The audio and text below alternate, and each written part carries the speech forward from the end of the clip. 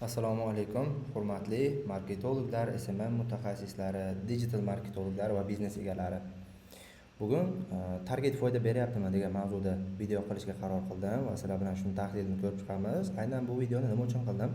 Tadbirkorlarning ko'pchiligi bilan konsultatsiya qilganimda ishlayapman, target ham yoqyapmiz, lekin umumiy savdoyimda o'zgarish yo'q.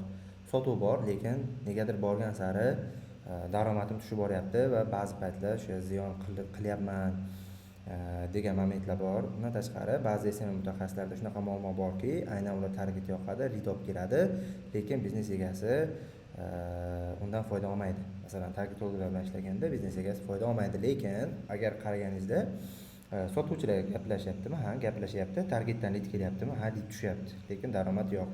Aynan shu qanaqa muammolar oqibatida yuzaga keladi, shuni bugun tahlil qilib chiqamiz. O'zim tanishtiradigan bo'lsam, ismim Miranshoh, digital marketologman. Aynan shu yo'nalishda, performance marketing yo'nalishida faoliyat yuritib kelamiz. Agentstvamiz nomi Naf Marketing agentligi. Xo'p, endi bosqichma-bosqich bu etaplarni ko'rib chiqamiz. Aynan tadbirkorlar targetdan foyda olishi uchun o'zi nimalarni bilishi kerak yoki digital marketolog, targetologlar aynan nimalarga e'tibor berish kerak, shularni tahlil qilib chiqamiz. Xo'p, deylik siz mahsulot yoki xizmat sotasiz. Hop, buni ko'pchilik ta'lim yo'nalishida ham bo'lgani uchun men ta'lim yo'nalishini misol qilib tushuntiraman. Xo'p, birinchi ta'lim yo'nalishida deylik kursni tanlab olamiz. Xo'p, kurs deylik arab tili. Arab tili kursi, ana endi bizlar nima qilishimiz kerak? Umumiy bizga, ya'ni o'sha internet marketologlarga tushgan zadacha nima bo'ladi? O'sha kursni sotish. Xo'p, bizda etaplar bor. Etaplarning birinchisi lead olib kelish, ha? Lead olib kelamiz. Undan keyingi etap nima? Sotuvchilar gaplashadi. Xo'p, sotuvchilar gaplashgandan keyin nima qilamiz? Ofisga kelish etapi bor. Undan keyin nima? Sinov darsiga kelish etapi bor. Undan keyingi etap darsga kelish etapi bor. Bu qisqacha qilib aytganda sotuv varonkasi deyiladi. Aynan bu yozgan etaplarim bu sotuv varonkasi. Birinchi etapida sotuv varonkani lead, ikkinchi etapida sotuvchilar, uchinchi etapida ofisga kelish yoki sinov darsiga kelish, to'rtinchi etapida bu darsga kelish. Shunaqa, ya'ni o'sha etapadan o'tib mijoz bizning kursimizni xarid qiladi. Endi biza umumiy targetni ishlashi uchun birinchi tushuncha CAC ni bila olishimiz kerak. Ya'ni CAC nima? Bu bitta mijozni narxi. CAC ni chiqarish uchun bizaga bir nechta metrikalar kerak bo'ladi. CAC ni chiqarish uchun birinchi metrikamiz bizda lead narxi, ikkinchi metrikamiz nima? Sotuv konversiyasi. Xo'p. Sotuv konversiyasi. Undan keyingi etapimiz sotuv konversiyasidan keyingi etap bizada xo'p nima bo'ladi? Umumiy xarajatlar bo'ladi. Va mana shu uchtasini yozib chiqqanimizda bizada CAC chiqadi. Deylik, birinchisi lead narxi. Lead narxi bizada deylik o'quv markaz kesimida $1 deb olamiz, oson bo'lishi uchun. Sotuv konversiyasi o'quv markazimizda 10% konversiya qiladi. Ya'ni sotuvchilarimiz bizada 10% konversiya qilyapti. Toshkent sharoitidagi offlayn o'quv markazi uchun o'rtacha yaxshi natijani oldim. Ya'ni 10% bu o'quv markazlar uchun yaxshi. Endi shu joyda eslatma qilib ketaman. Lead narxi o'zgarishi uchun kuchli taklif va ishonchli brend kerak. Lead narxi pastga tushishi uchun. Masalan, $1 bo'lishini yoki 50 sent bo'lishini yoki 30 sent bo'lishini hal qiladigan narsa o'sha o'quv markazi mashhur bo'lishi plus nima? O'sha o'quv markazini berayotgan kuchli taklifi lead narxiga ta'sir qiladi. Sotuv konversiyasiga ham tabiiy ravishda berilayotgan taklif, berilayotgan kafolat va ya'ni o'quv markazining o'sha umumiy tushunchalari, ya'ni ichidagi atmosferadan tortib o'qituvchisi kimligigacha hammasi sotuv konversiyaga ta'sir qiladi va bulardan eng avvalo nima turadi? Sotuvchining mahorati turadi. Deylik, bitta lead $1, sotuv konversiyasi deylik 10% deb oldik umumiy narxni. Endi umumiy xarajatlar. Umumiy xarajatlarga nima olamiz? Xo'p, mana $500 bizada o'quv markazi arendasi, umumiy xarajat ichiga kiradi, to'g'rimi? Umumiy xarajat ichiga nima kiradi yana? 50% o'qituvchining puli. Deylik, oyida stabil $100 deylik prochi rasxodlar, ya'ni o'sha uborka bormi, boshqa bormi, $100 atrofi deylik unga ketadi. Xo'p, yana nima bor? Bizada oylik bor. Oylikni ichini bo'lib chiqamiz. Oylikka endi hamma xarajatlaringizni yozib chiqasizlar. Qisqa qilib aytganda shu. Sotuvchi uchun fiksa oylik yoziladi. Administrator uchun fiksa oylik yoziladi bu yoqda. Xo'p. Deylik. Boshqa deb yozaman, bu joyda daskanani yozib chiqasizlar. Ya'ni boshqa deganning ichida o'sha uborka qiladigan odamdan tortib, o'quv markazining qorovuli bo'lsa, o'sha qorovuligacha kirib ketadi. Xo'p, undan keyingisi boshqa oyliklar deylik. Xo'p, oyliklar. Endi oylikdan tashqari xo'p, rasxod. Rasxodlar nima kiradi? Tak, mana $100 ni kirgizib qo'ysak bo'ladi.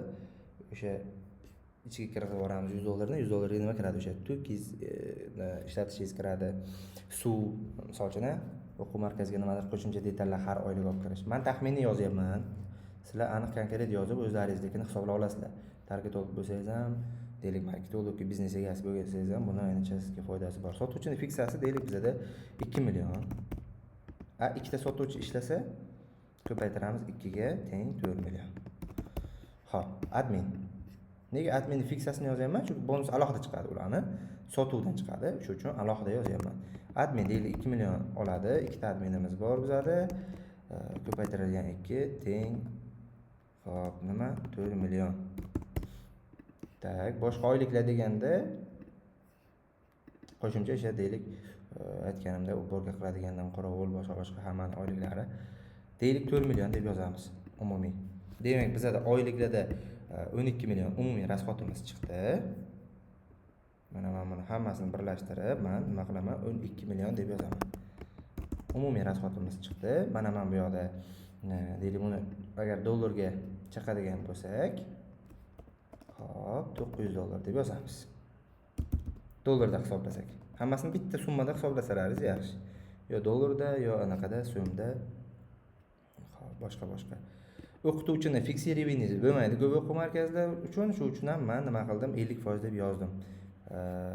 Arendani yozdim, Endi biz nima qildik? Mana umumiy metrikalarni bilib oldik va biz nima qilamiz? Ana endi deylik oylik bizani ajratayotgan summamizni yozamiz. Masalan, men $400, keling $500 misolda olamiz. Umumiy konversiyani yoki $1000 misolda olaylik. Mana $1000 biz targetga ishlatdik. Mana bu joyda qolib ketayotgan narsalar bor. Media komandani oyligi. Masalan, bu joyga ham yozib nima qilamiz? Media komanda deymiz. Targetolog dan tortib o'sha SMM komandani hammasi olayotgan deylik qanchadir summa. Masalan, hozir Toshkent bozorida eng arzonrog'idan yozaylik $1000. Hozir shunaqa atrofi xizmat ko'rsatish. $1000 target yoqdik. Demak, biz nima qilamiz? $1000 target uchun rasxod qilganda biz 1000 ta lead olamiz.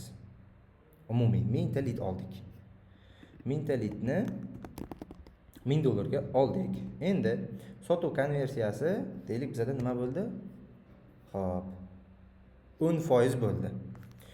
Bu 100 ta degani. Endi bitta joyiga to'xtalaylik. Sotuv konversiyasi bu nima degani? Sotuv konversiyasining turlari bor. Konversiya sotuv deb yozaman-da, o'shaning turlarini tushuntirib ketaman. Video daskanalniy bo'lishi uchun men o'sha maydaroq qilib tushuntiryapman. Har birini xuddi shunaqa hisoblab chiqsalaringiz sizlarda aniq metrika yuradi. Birinchisi nima qilamiz? Sifatli konversiya turlarida sifatli lead konversiyasi, sifatli lead foizi. O'rtacha nima bo'ladi? Sifatli lead foizi deganda umumiy targetologlar yoqqan leadni 70% sifatli bo'ladi. Ya'ni shu joydan bizda 1000 ta lead emas, o'sha 700 ta qoldi sifatli lead foizidan. Endi anaqa sinov darsiga kelish. Mana buni konversiyasi bor. Deylik, biz umumiy gaplashilgan leadlarni o'qildik, bu qildik, yaxshi ishladik, deylik 20% ni o'quv markaziga olib keldik. Bu ko'rsatish bo'lsin sizda. Sinov darsiga keldi, ana endi darsga kelish. Konversiyasi. Ya'ni biz ana endi 20% ni 100% deb olamiz. Ya'ni sinovga kelgan 20% o'quvchimiz bor-ku, o'shani 100% deb olamizda va darsga kelish, ya'ni o'sha oplata qilish foizini hisoblaymiz. oplata qilish foizini deylik biza 20% dan o'quv markaziga keldi, ochiq darsga keldi, o'shani deylik 80% ni biza nima qilamiz? Darsga keldi deb hisoblaymiz. Va bizada demak tabiiyki nima bo'ladi? 3 ta bu yoqda foiz chiqyapti. Xo'p, endi uni hisoblash qanaqa bo'ladi? Mana shu joyga to'xtalamiz. Mana bu joyda bizada mingta lead, endi 700 ta sifatli lead bo'ladi ikkinchi metrika. 700 ta sifatli lead. Mana pastiga olib qo'yamiz. Mana shu ko'rsatkichlar bo'yicha hisoblayman. 1000 ta lead, 700 ta sifatli lead. Ana endi nima qilamiz? Mana shu 700 tani 20% sinov darsiga keldi. Ya'ni 140 ta sinov darsiga kelgan. Endi 140 tani 80% nima qildi? Darsimizga keldi. Ya'ni bizga pul to'ladi. 140 ni 80%. Ya'ni 112 ta. Oplata 112 ta bo'ldi. Nima qilyapmiz biza? Mana shu joydan 700 ta sifatli leadni 140 tasini anaqa olib kelyapmiz darsga, sinov darsigada 112 tasiga sotyapmiz. Xo'p, bizning o'quv markazida umumiy 112 ta odam chiqyapti. Ana endi biza ko'pchilik nima qiladi? Mana 112 taga sotdik-ku, o'sha joyda 1000 ni 112 ga bo'lib yuboradi. Yo'q. Undan oldingi etaplar bor. 1000 ni 112 ga bo'lish kerak emas. Bu targetchasini tugash etapi. Lekin biznes egasi uni dalshisiga borish uchun qolgan metrikalarni ham qo'shib hisoblab chiqish kerak. Endi ana endi bizada sotilgan 112 ta. Ana endi buni umumiy qiymati qancha? Umumiy qiymat qanaqa hisoblanadi? Teng deymanda hozir oxirida yozaman. Umumiy qiymat bizada LTV dan chiqadi. LTV ya'ni bitta o'quvchini shu o'quv markazida o'rtacha qancha vaqt o'qishi. 6 oylik o'quv markazi misolida oladigan bo'lsak, Toshkent sharoitida men o'zim ko'rganlarda 4 oy LTV. LTV 4 oy. Demak, bitta o'quvchi o'rtacha 4 oy o'qidi. Ana endi biz nima qilamiz? Kurs narxini yozamiz. Ya'ni sotilgan 112 tani umumiy son sifatida yozishimiz uchun deylik 650 minglik kurs bo'lsa $50 bo'ladi. Mana $50 bo'ldi. 4 oy to'layapti. Ya'ni chek qancha? 50 anaqa to'lagani uchun deylik 4 oy to'lagani uchun umumiy chek $200. Chek 200. Ya'ni bitta o'quvchini $50 deb hisoblamaymiz. Bitta o'quvchini biz $200 deb hisoblaymiz. Aynan ya'ni bitta o'quvchi olyapmiz, bizga u $200 ga deylik $200 pul to'layapti. Ana endi biz umumiy qiymatni 112 tani mana bu yerda yozamiz. 112 ko'paytirilgan deylik 200. 22400. Ya'ni biz mana shuncha $1000 deylik targetga pul sarfladik va $22400 umumiy pul olib keldik. Ana endi bunda biza bu hozircha umumiy sotilgandan qiymat. Ana endi biz nimani ayiramiz buning ichidan? Biza xo'p. Xarajatlar deymiz. Xarajatlar. Mana bu yerda xarajatlarimiz yozib chiqdik. Mana xarajatlar sotuvchini fiks revenisi, adminni fiks revenisi, ya'ni sotuvchisini fiksasini nima uchun bir oy ba'zisini hisoblaymiz, ba'zisini uzoqroq muddat hisoblaymiz, ya'ni o'shani ichidan ketish uchun. Qarang mana $500 arendani puli bor. Endi buni ko'paytirilgan 4 qilamiz. X4 nega? Chunki u o'quvchi o'sha o'quv markazidan 4 oy joy egallayapti LTV ga nisbatan. Bu $2000 bo'ladi. Mana $2000 bo'ladi. Xo'p, tabiiyki mana bu joydan biz arendani pulini ajratmasdan umumiy summadan biz o'qituvchiga ya'ni pul ajratyapmiz. Bu 50%, ya'ni bu bizada 22400 bo'lsa 11200, ya'ni o'qituvchini o'ziga chiqib ketyapti har anaqada oyda. Endi bu joyda nima qilamiz? Adminlar bor. Adminlarning fiks revenisi umumiy o'quv markaziga qo'shilib ketadi. Aslida bu 900 ni ba'zilari o'sha umumiy o'sha 4 oylik hisoblanadi, ba'zilari kichkinaroq anaqa periodda hisoblanadi. O'sha o'quvchini tanidan ketadi. men bitta umumiy LTV bo'yicha hisoblayapman, lekin men bularni ham masalan boshqa oyliklar deganda o'sha tozalovchini oyligi har bitta o'quvchiga tushadi. Shu uchun ham buni umumiy hisoblash kerak, lekin hozir unaqa qilmaymiz. Grubiy 900 deb hisoblab turamiz buni. Deylik, uni 900 ni aytishimiz kerak. Endi rasxod, proch rasxodlar $100 deylik, $100 ni o'zini ajratdik. Endi media komanda bor. Media komandani lekin bir oylik hisoblaymiz. Nega? U shu oy ishladi, shu oy deylik shuncha 112 ta o'quvchi yig'ib berdi $1000 ga. Ana endi bu joydagi bizada umumiy rasxod qancha bo'ldi? 2000, 11200 qo'shib chiqamiz mana shularni. Tak, 2000 qo'shilgan 11200 qo'shilgan 900 plus 100 ming bo'ladi. Xo'p, qo'shilgan deylik media komandani puli 1000. Endi yana nima qo'shamiz bu joyda? Xo'p, bular yaxshi. Mana ko'rsatkichlar umumiy qo'shdik. Ana endi target puli bor.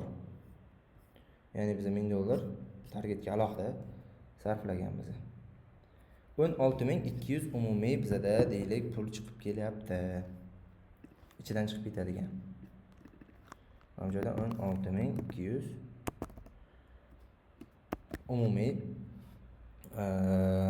rasxod chiqib ketyapti.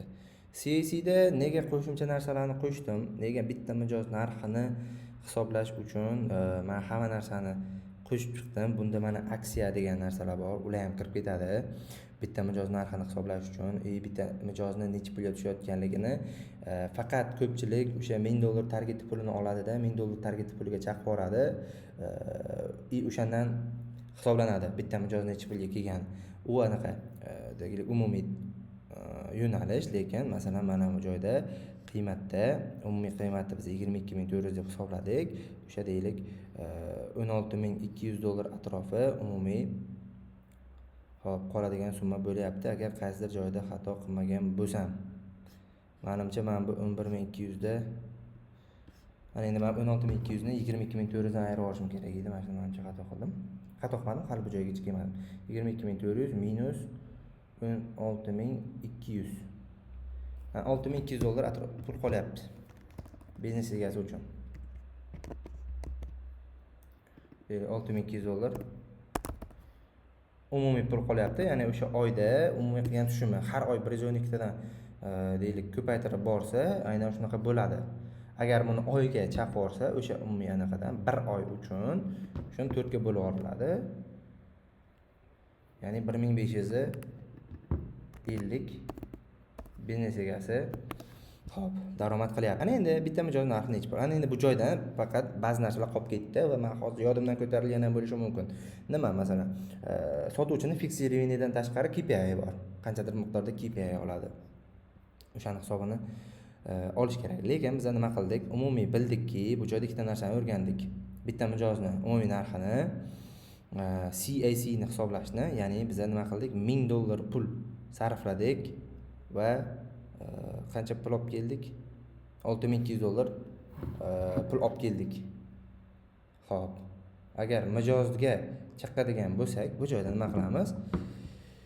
Mijozning soni bor. Mana varonkadan o'tib kelgan $1000 pul sarflayapmizda 112 ta mijoz olyapmiz. Bo'lamiz 1000 ni bo'lamiz 112 ga. Mana 8 va 9 bitta mijoz narxi. Mijoz narxi 8 va $9 chiqyapti. Grubi $9. Mana $9 mijoz narxi chiqdi. Bu $9 nima? Mana siz targetga $9 pul bersangiz, hozirgi paytda siz o'sha bitta mijoz olyapsiz. Ya'ni CAC'ingiz $9 ga teng.